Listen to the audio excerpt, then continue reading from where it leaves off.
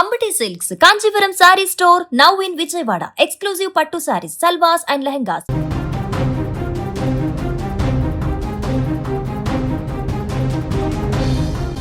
Saudi Arabia ప్రస్తుతం చరిత్రలోనే అత్యంత క్లిష్టమైన కాలాన్ని ఎదుర్కొంటోంది. ఒకవైపు అమెరికా, ఇజ్రాయెల్ దేశాలతో కలిసి ఇరాన్ గడ్డపై సాగిస్తున్న యుద్ధం కారణంగా ఉత్పన్నమైన భద్రతా సవాళ్లు సౌదీని ఉక్కిరిబిక్కిరి చేస్తుంటే, మరోవైపు ఆకాశం నుంచి కురుస్తున్న అకాల వర్షాలు దేశాన్ని జల దిగ్బంధంలోకి నెట్టేశాయి.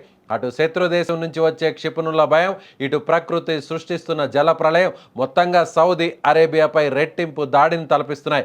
అమెరికా మరియు ఇజ్రాయెల్ సంయుక్తంగా ఫిబ్రవరి 28, 2026 నుంచి ఇరాన్ సైనిక అణు కేంద్రాలపై దాడులు ప్రారంభించినప్పటి నుంచి మధ్య ప్రాచ్యంలో పరిస్థితులు పూర్తిగా మారిపోయాయి. దీనికి ప్రతిచర్యగా ఇరాన్ క్షిపణులు, డ్రోన్ల ద్వారా సౌదీ అరేబియాను ప్రధాన లక్ష్యంగా చేసుకుంది. గత కొద్ది వారాలుగా రియాద్ మరియు తూర్పు ప్రాంతంలోని కీలక చమురు క్షేత్రాలైన రాస్, తనూరాలపై ఇరాన్ దాడులు జరిగాయి.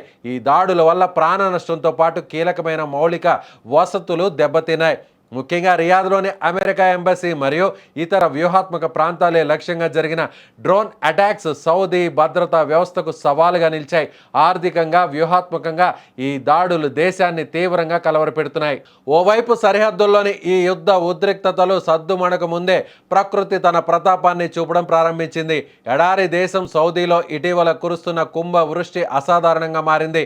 రియాద్ నగరం మరియు అల్ అహసా గవర్నరేట్లో భారీ వర్షాలు కురవడంతో రోడ్లన్నీ నదులుగా మారిపోయాయి.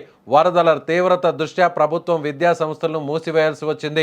ఇరాన్ క్షిపణుల వల్ల ఇప్పటికే భయాందోళనలో ఉన్న ప్రజలు ఇప్పుడు ప్రకృతి సృష్టిస్తున్న ఈ విధ్వంసం కారణంగా మరింత కష్టాల్లో పడ్డారు. ఎడారి ప్రాంతాల్లో నీటిని పీల్చుకునే సామర్థ్యం తక్కువగా ఉండడం, డ్రైనేజీ వ్యవస్థలు భారీ వరదలను తట్టుకోలేకపోవడం వల్ల వందలాది వాహనాలు కొట్టుకుపోతున్నాయి. సౌదీ అరేబియాలో సంభవించిన ఈ భారీ వరదలకు ప్రధానంగా అసాధారణ జెట్ స్ట్రీమ్ కదలికలు కారణమని వాతావరణ నిపుణులు చెబుతున్నారు. వాతావరణ శాస్త్ర పరిభాషలో చెప్పాలంటే జెట్ స్ట్రీమ్ అనేది భూమి ఉపరితలం నుండి సుమారు 9 నుండి 12 కిలోమీటర్ల ఎత్తులో ట్రోపోస్పియర్ పొరలో వేగంగా ప్రవహించే ఇరుకైన గాలి ప్రవాహాలు. వీటిని ఆకాశంలో ప్రవహించే అదృశ్య నదులు అని పిలుస్తారు. ఇవి ఎలా ఏర్పడతాయంటే, భూమిపై సూర్యరశ్మి సమానంగా పడదు.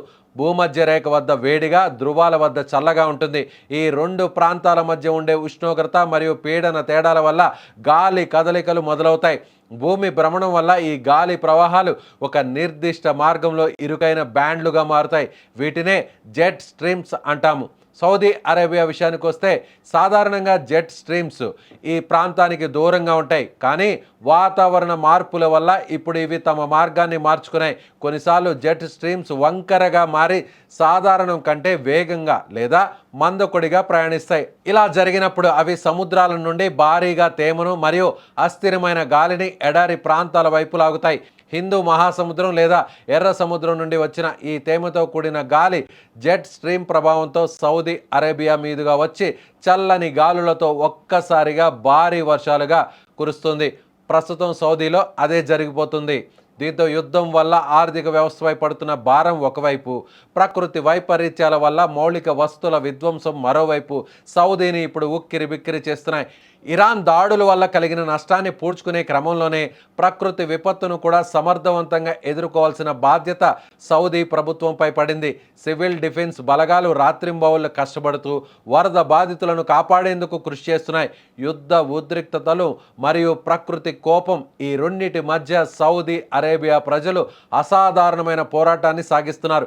ఏది ఏమైనా భద్రత పరంగా మరియు పర్యావరణ పరంగా ఎదురవుతున్న ఈ సవాళ్లను అధిగమించి సౌదీ తిరిగి సాధారణ స్థితికి రావడానికి ఎంత సమయం పడుతుందనేది ఇప్పటికిప్పుడు ప్రపంచ దేశాల దృష్టిని ఆకర్షిస్తోంది. దేశ రక్షణను పటిష్టం చేసుకుంటూనే ప్రకృతి ప్రకోపానికి తలవొగ్గని దృఢ సంకల్పంతో సౌదీ అరేబియా ముందుకు సాగుతోంది.